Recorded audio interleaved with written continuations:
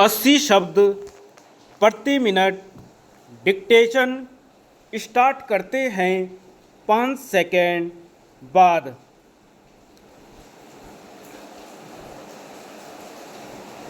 महोदय, तकनीक का सही रूप से संचालन न हो पाना भी आपदा की तीव्रता का एक कारण है, अर्थात तकनीकी स्रोत, प्रशासन और साधारण जन समुदाय में बेहतर तालमेल न होने पर भी आपदा के प्रभाव में वृद्धि हो जाती है। साधारण या विकासशील देशों में इस प्रकार की समस्या देखी जा रही। ऐसी स्थिति में आपदा का प्रभाव देर तक रहने से जन धन की हानि भी अधिक होती है। तकनीक द्वारा हम केवल मात्रात्मक प्रभाव का ही आकलन कर सकते हैं, गुणात्मक का नहीं। अर्थात यह भी एक प्रकार से तकनीकी उपयोग को सीमित कर देता है।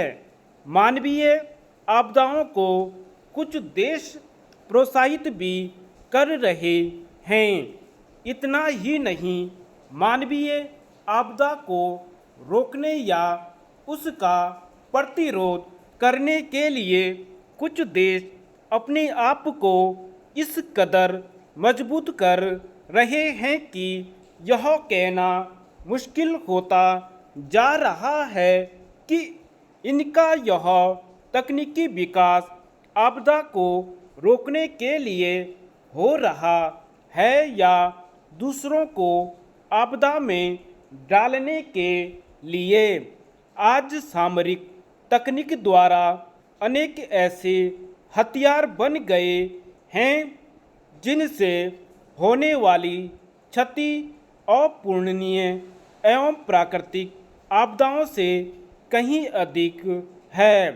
यदि सिर्फ परमाणु बम की ही बात करें तो आज यह इतनी अधिक मात्रा में बन गए हैं कि धरती पर कई बार विनाश हो जाए।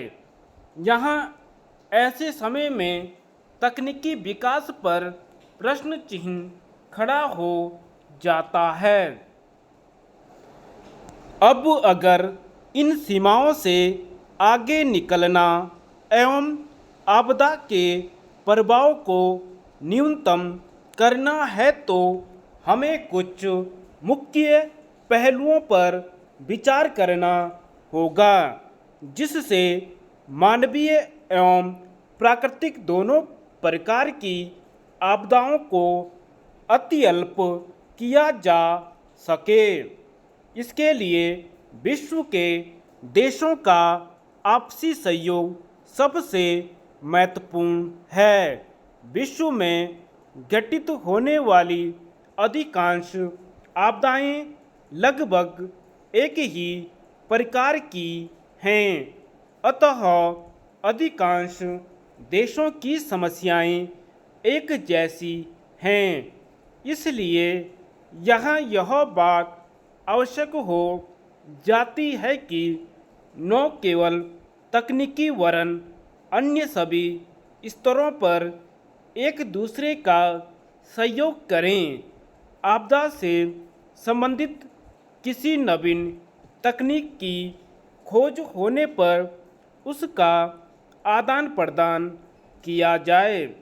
इसमें विकासशील एवं पिछड़े देशों पर विशेष ध्यान दिए जाने की आवश्यकता होती है, क्योंकि इनके पास न हो उपयुक्त तकनीक होती है और न ही आपदा से लड़ने की ताकत।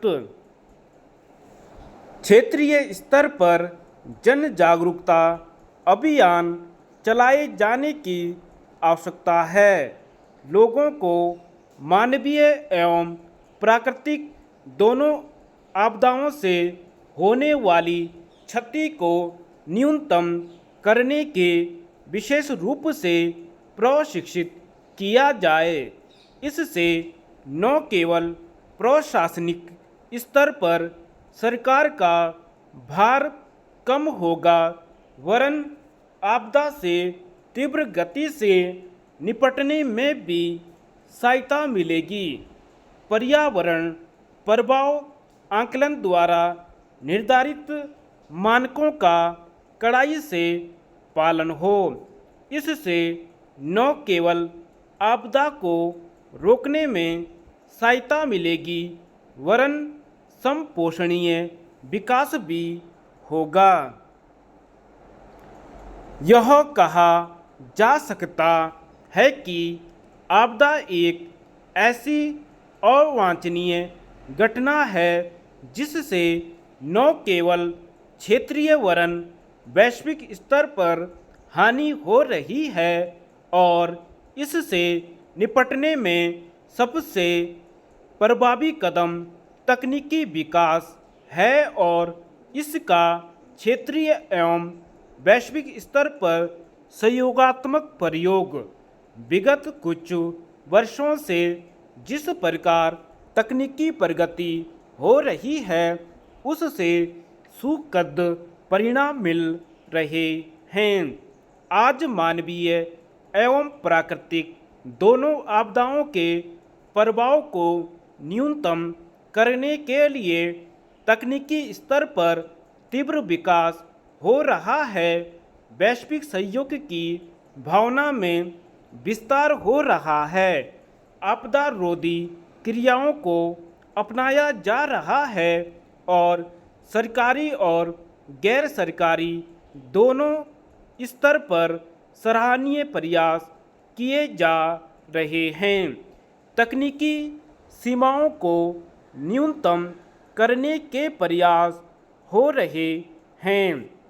अतः यह बात स्पष्ट तौर पर कही जा सकती है कि भविष्य में मानव तकनीक का इतना विकास कर लेने में सक्षम हो जाएगा कि आपदा को आने से पहले ही वह उनका सटीक अनुमान लगा सकेगा और फिर उनसे बचने और उसके प्रभाव को न्यूनतम करने में सक्षम हो सकेगा।